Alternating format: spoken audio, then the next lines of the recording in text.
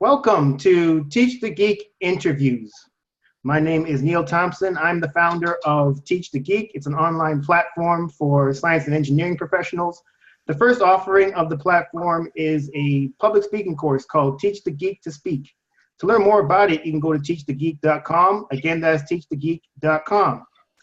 Today, my guest today is, if I wasn't looking right at her on my screen, I think she was a unicorn because she has a pretty interesting background, not one that I've ever seen before. She worked as an engineer for a number of years, and then she gave it all up for a life in front of the camera. She has been she's been in places like HuffPost Live, Good Morning America, and The Harry Show. And if that wasn't enough, she's also started Till Death Do You Tweet. And it's a seminar offered to both kids and parents about kids' social media habits. Her name is Stephanie Humphrey. Welcome to the channel, Stephanie. Thank you. Thank you for having me. Okay, so I mentioned in the intro that you were an engineer for a number of years, so obviously you had to have studied engineering. So where did that interest in engineering come from? I was always good in math and science, and I thought that in another life it probably would have taken me down the computer science path. But as it turns out, the scholarship I got, the academic scholarship I got for undergrad was for engineering majors and not computer science majors. So that sort of made the determination for me, and yeah, it's worked out so far, so good. Wow. Okay, so it just happened to be the scholarship money you got, and that was engineering. So engineering it is. Engineering it is, yeah. All right. So what type of engineering did you study in school? My undergraduate degree is in electrical engineering, and my master's degree is in telecommunications and networking engineering. Oh, good Lord. That's a lot of engineering. So, wow. So of all the engineerings, you basically studied probably one of the tougher ones in electrical. Was it tough for you? I mean, a mechanical engineer might think differently, but, I'd rather take, circuits than statics and dynamics. So I think it's 6 in one, half a dozen in the other, really. Yeah, for sure. So obviously, then you studied engineering in undergrad. You did, as you mentioned, you did a master's degree as well. Then you come out. You worked as I mentioned. You worked as an engineer for a number of years. What do you like most about working as an engineer? Not a whole lot. I'm not gonna lie, but I think that was a function of the company I was working for and the type of work they did. I don't want to put anybody on blast. It was a great learning opportunity. It afforded me a great lifestyle at the time, but the work itself just really didn't fulfill me in any measurable way. And I'll just leave it at that. So, so problem solving is what engineers do. That's always a part of what we do, whether in a traditional, corporate career type job or, in whatever we do. So, the chance to solve problems was always a highlight, but the actual work just was not something that I can look back very fondly on, honestly. Oh, wow. So how long did you actually stay at that job for? Way too long, like 13 years. And I think the idea was that I'd shift into a different department or, relocate to somewhere, else and do some other things. But, circumstances and life just happened, and it didn't happen like that. So I probably, I don't want to say I stayed too long. I stayed as long as I was supposed to stay. And then, I was able to find something else that fed my spirit a little bit better. Okay. So, I mean, you mentioned that the job or the company you were at wasn't really, you didn't really like it that much, and you ended up staying there for 13 years. I think most people probably then just go and get another engineering job, but it doesn't seem like that's what you did. Is there a reason why you completely left engineering after that job? It's so funny. And when there was a gap between the time that I left my engineering job and the time that I kind of became Tech Life Steph, and it was a gap of probably 4 years or so where I was in the entertainment industry. So I did some acting, I did some modeling, I did some hosting. I did all those things. I reported traffic for the local news here, a lot of different things. And I think, when I did finally sort of circle back to my roots, so to speak, and marry my technical background with my media training, I spent like the better part of a day wondering what I had been doing that whole time, basically. And I think what happened was that I had so closely married the idea of being an engineer with what I was doing at that time at that company that I sort of threw it all away. Basically, I was throwing the baby out with the bathwater, so to speak. And I was like, I don't want to be an engineer if this is what it means to be an engineer. But, as I thought about it and kind of analyzed it, that is not the one way that you can be an engineer. That's not the one way you can be technical. So that was what I think I was doing. That's when I left that job, I was leaving that entire system, the corporate structure, org charts, meetings upon meetings. I was leaving that whole system behind. But I kind of left engineering behind with it when, that's a part of who I am. Wow. Okay. So after you left your job, you said it was 4 years of, I mean, even to come up with doing those things, acting, hosting, modeling. I mean, where did the idea to do even that come from? God, honestly, I'm a person of faith, and it was never anything I had ever aspired to do. I wasn't the little kid at home, doing fashion shows or holding a brush as a microphone, acting like I was on TV. Like and it wasn't that I didn't think I could do it. I just had never considered it. It was just nothing I had ever even considered doing. And a friend of mine, I was actually pursuing fitness as my exit strategy at the time. I was certified to teach group fitness. I was teaching kickboxing at a couple different places outside of my regular 9 to 5, my engineering job. And I was planning to get certified to be a personal trainer. And at the time, a woman that I went to the gym with asked me to be in a fashion show. She was like, wow, you look great. We'll put you in something and show off your stomach or whatever. And you can come and I'll give you a discount. She was the manager of a retail store. And she said she could give me a discount on anything that I bought that night for being in this fashion show. And as it turns out, there was a woman there that was my friend that I work out with. She had some regular people like me, and then she actually knew a woman that had a modeling agency who brought some of her models as well. So that woman approached me and said, hey, do you model full time? You were great. You should think about it, and that was the seed that was planted. I was like, I didn't think much of it at the time. I said, well, maybe I can, do a couple of local fashion shows, make some extra money on the side, have a little something different to do besides sitting in a cubicle in front of a computer all day. And that was really my only motivation for it. But, like I said, God had other plans, and it sort of just snowballed into all of the other things that I had an opportunity to do. Wow, interesting. I mean, I've never heard anything like this, but I think it's so cool.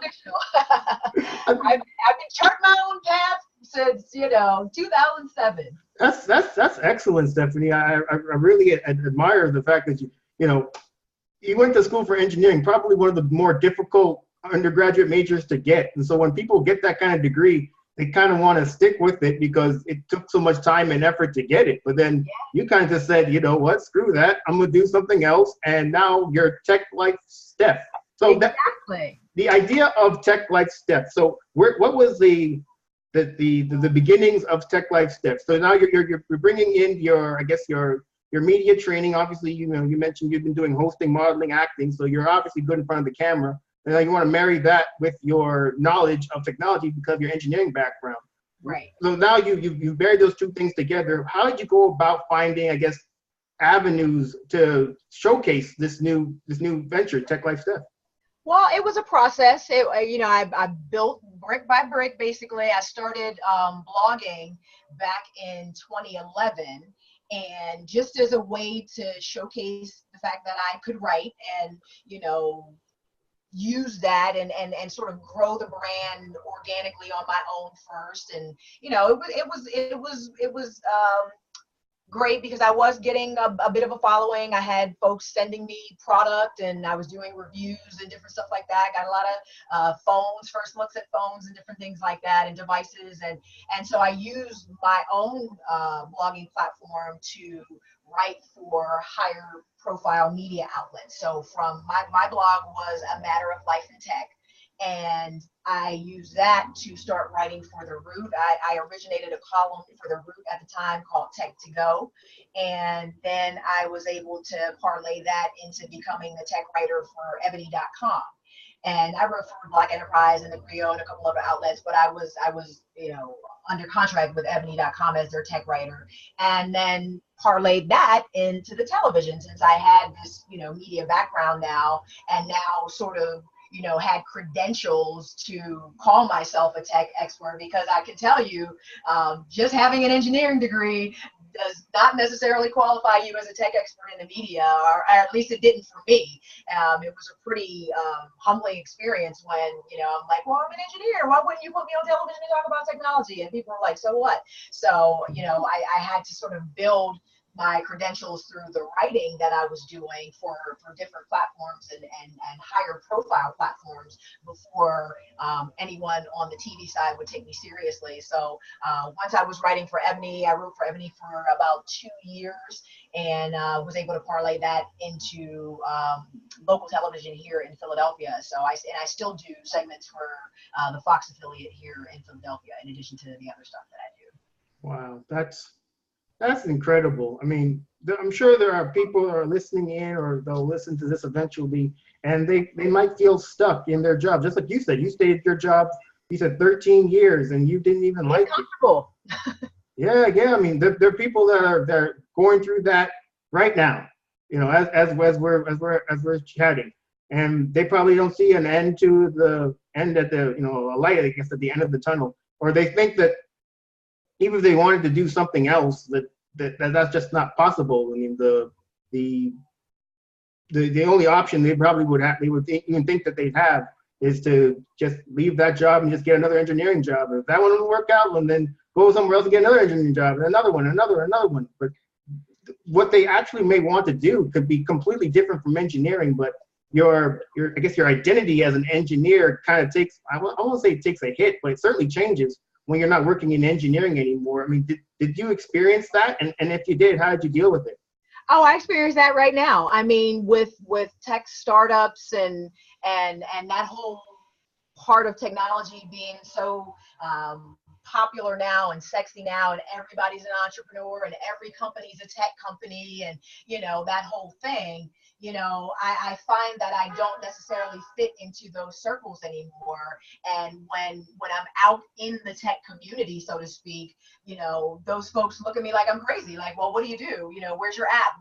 What's your startup? What's your company do? What's this? I'm like, oh, I'm kind of I'm a tech journalist. I'm a media personality. I don't really do those things anymore. So, there definitely is a bit of, I don't even know what to call it, disdain maybe, when I'm in those spaces, before I have to kind of shut them down with my engineering degrees and let them know that I'm not just, some chick on television. But yeah, it is definitely a thing where if you're not a working, practicing engineer, people tend to kind of write you off to a certain degree. You know what? It might very well be jealousy, because they're looking at you like, you look at what she's been able to do. She's not at a desk. She's not working in some co-working space. She's on TV, and she started off where we started off, in an engineering class, just like the rest of us.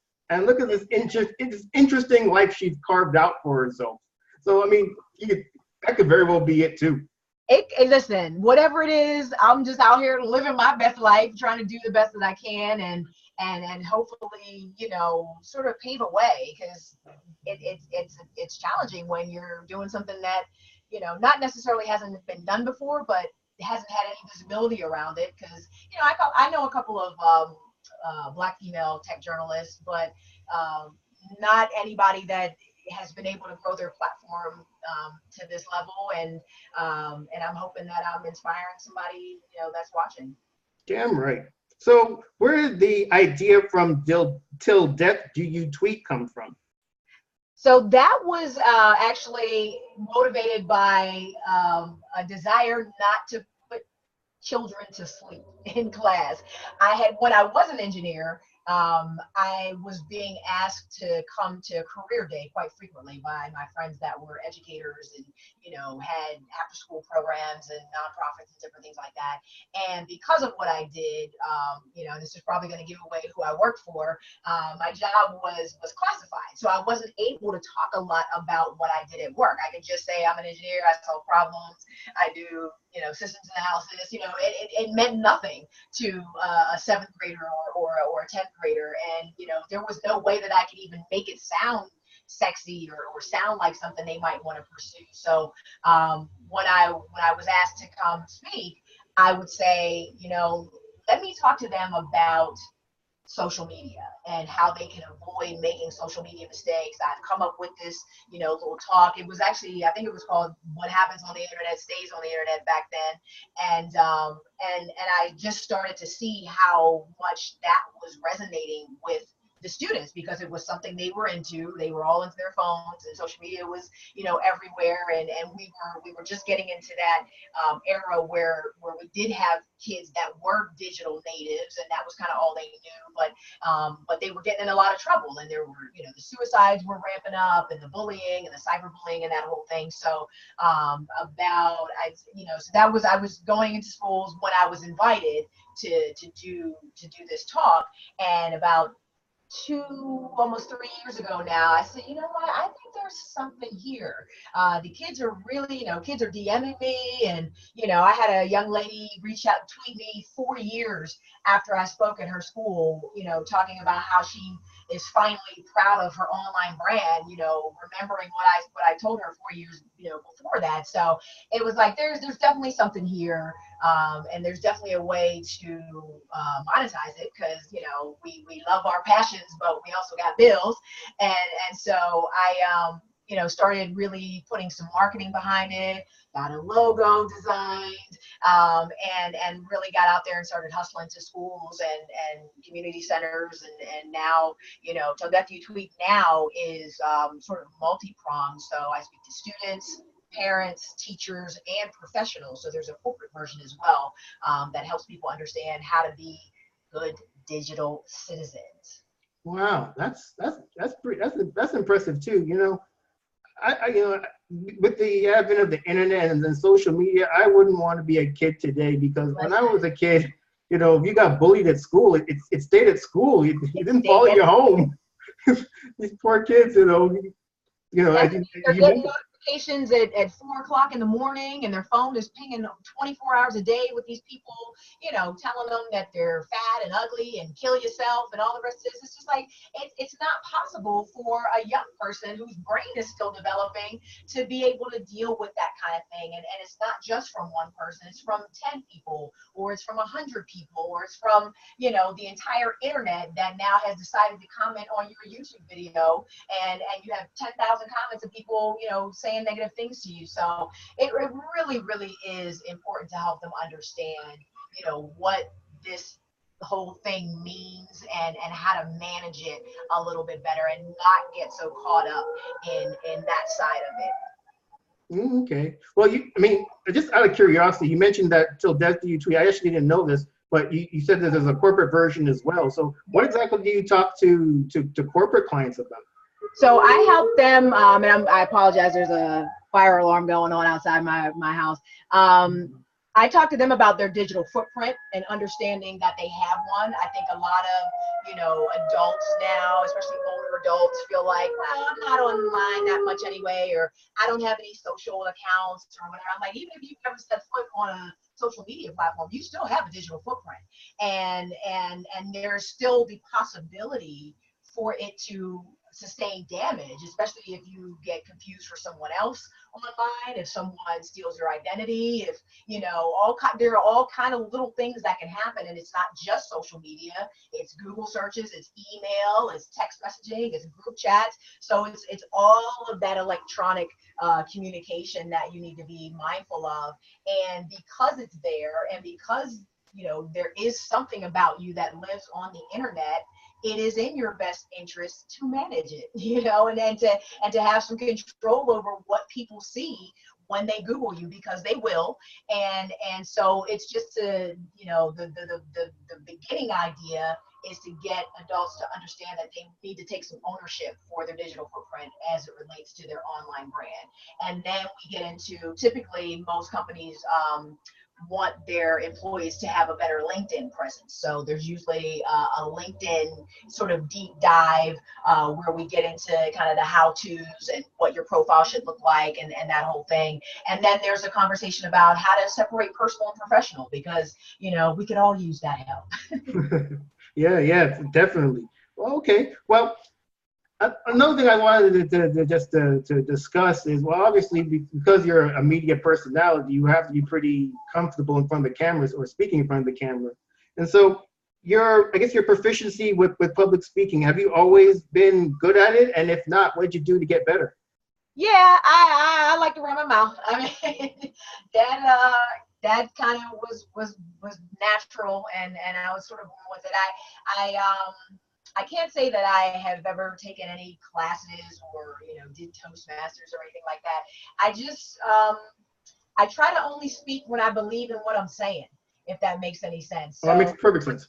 Yeah, so that kind of gives me the confidence that I need to say what I have to say, and my voice has always sounded like this, so that kind of helped out as well. I was told I sounded like a newscaster when I was like 13 years old, so I think the voice carries a little bit of weight on its own.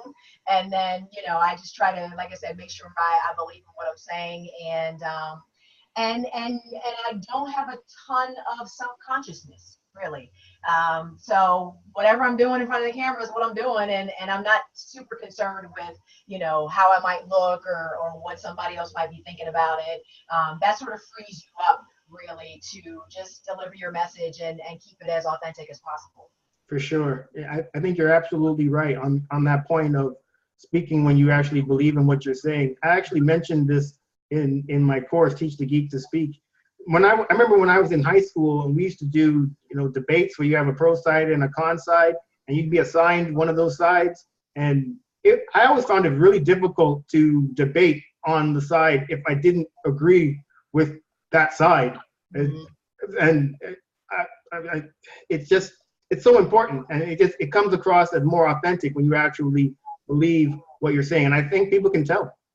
Absolutely. And I think, in a sense, there is always some nugget that you can find about a debate that you believe in, you know what I mean? Or some angle, some things are just so egregious that there is no justification for them. But I think when it comes to most topics, there's always, you might have to dig, but there's always that little thing that you can grab onto, that you can build an argument around. Yeah, maybe I'm just too lazy. I don't want to do too much.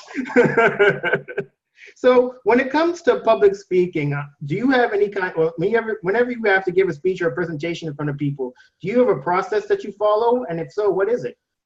If there's I try to think about what somebody else is going to care about.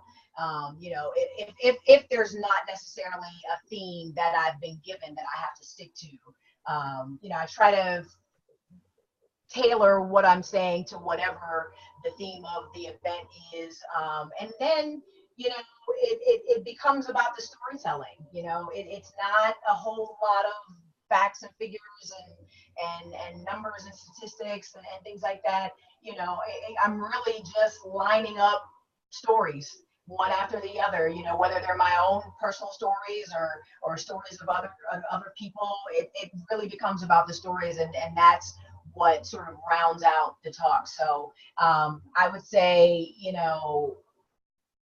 think about what you want folks to take away from it. So it's like you kind of have to reverse engineer the talk to a certain extent. So you think about what you want them to leave with, and then sort of craft the story backwards from there, and tell stories, and just tell. It really is just, when you think about all the speakers that have really touched you, and you still remember the things that they said, they were just telling stories. They weren't trying to dazzle you with all this expert knowledge of something. They were probably just telling you stories, and those stories touched you because you found something in them that you could relate to. Yeah, I think you're absolutely right, Stephanie, when it comes to telling stories. You know, I often tell people when you were a kid and maybe you had your parents read you a bedtime story before you went to sleep, and you really liked those stories back then. It's not as if once you became an adult you stopped liking stories. Stories are a great way to get people engaged and listening to what you're saying. And as far as your point on what you want people to get, what you want people to leave with once you're done your presentation, I call that I guess a call to action. If you want them to do something, you want to make that very clear in your presentation as well. I think those are really great points. So before I give a speech, and I think before most people give a speech, they're perhaps a bit nervous. Are you ever nervous before you give a presentation? And if so, how do you deal with it? I don't know that I would call it nervous. The only time I'm ever nervous or anxious is when I don't feel like I've prepared well enough. Because I know I'm going to be winging it. And it's funny because sometimes I wing it on purpose just for the practice of winging it. Because I think you need that also, that kind of extemporaneous practice as well. But I might get a little hype or whatever, but I sort of let that adrenaline fuel the speech. But yeah, at this point, honestly, like, I've done live television, so like speaking in front of a group of people really is not that big a deal for me. I have not yet spoken in front of tens of thousands, so maybe when I get into that huge auditorium, that might be a little bit different when you see 10,000 seats in front of you. But I mean, I've spoken in front of hundreds of students at a time and had to wrangle, 300 ninth graders to get their attention. So at this point, like it just is what it is. If you're prepared, if you're ready to go, just tell your story, just do it. For sure. Are there certain things that your favorite speakers do that keep your attention?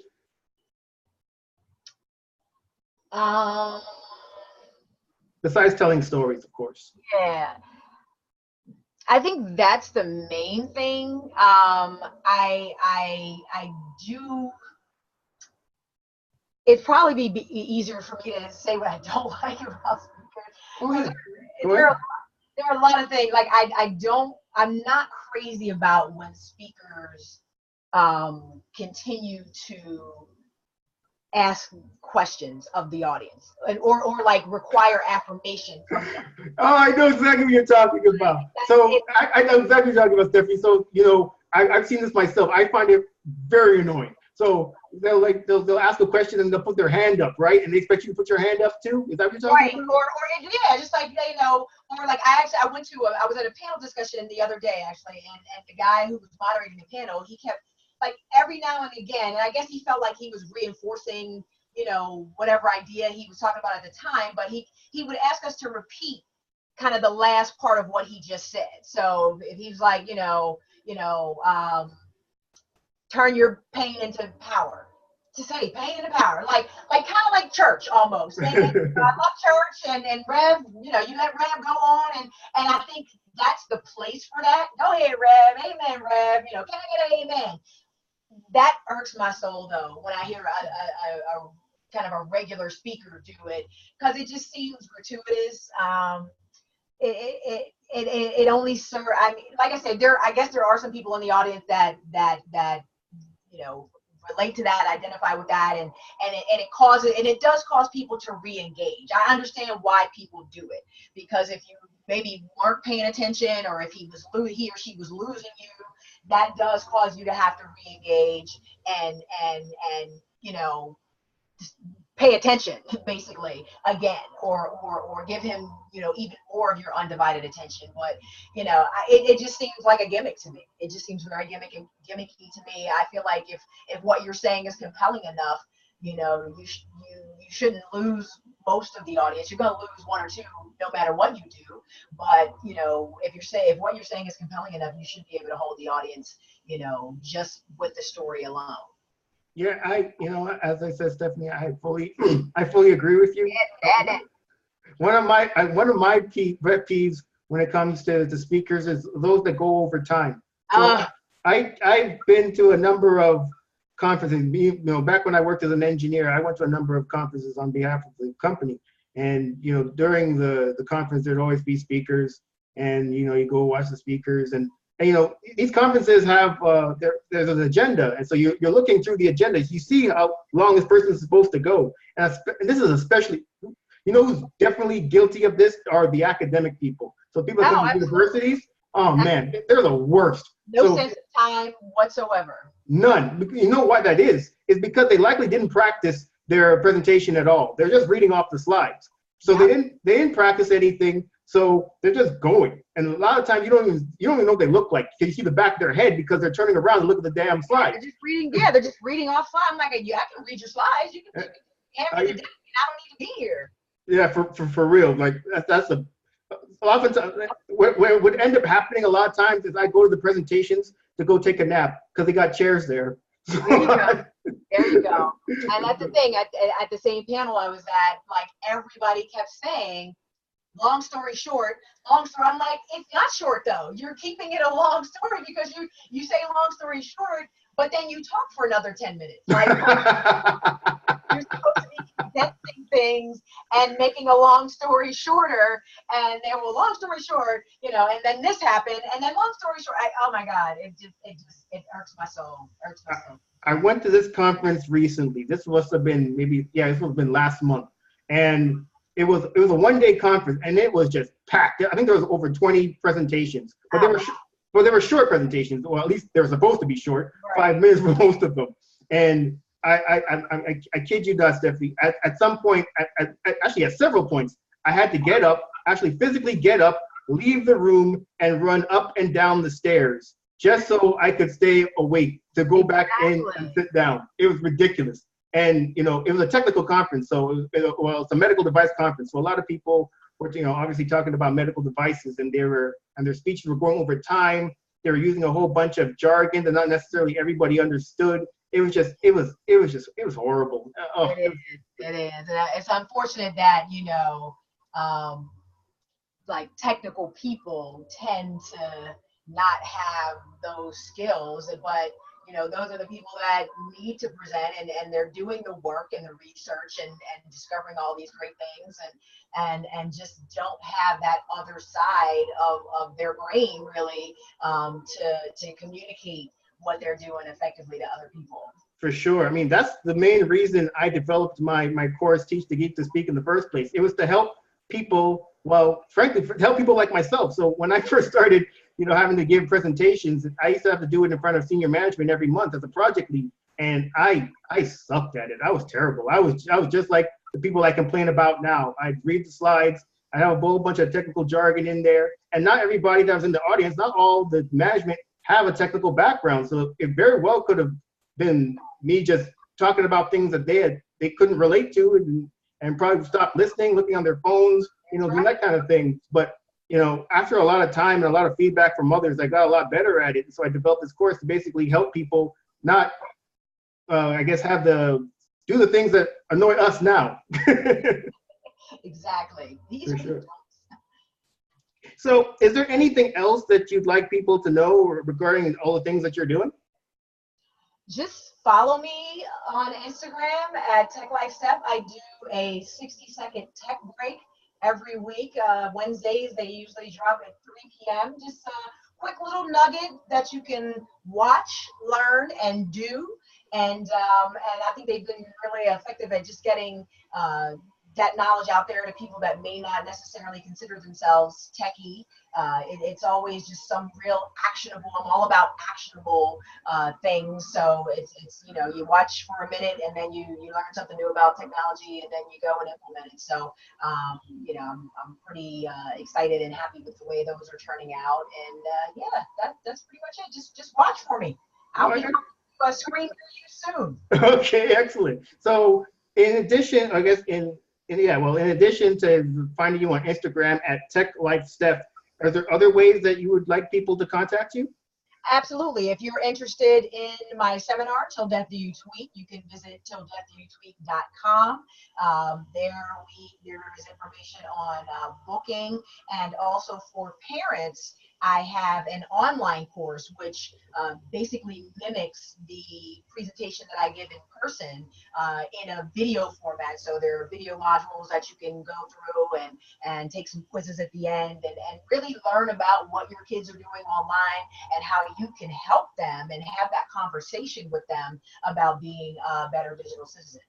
Excellent. All right. Till deathdoyoutweet.com, then Instagram, TechLifeSteph. People can find you at those various outlets. Excellent. Again, thank you for chatting with me, Stephanie. I really appreciate it. Absolutely. Thank you so much for having me. Excellent. So again, my name is Neil Thompson, the founder of Teach the Geek. It's an online platform for science and engineering professionals. The first offering is a public speaking course, and it's called Teach the Geek to Speak. To learn more about it, you can go to teachthegeek.com. Again, that's teachthegeek.com. Until next time, take care.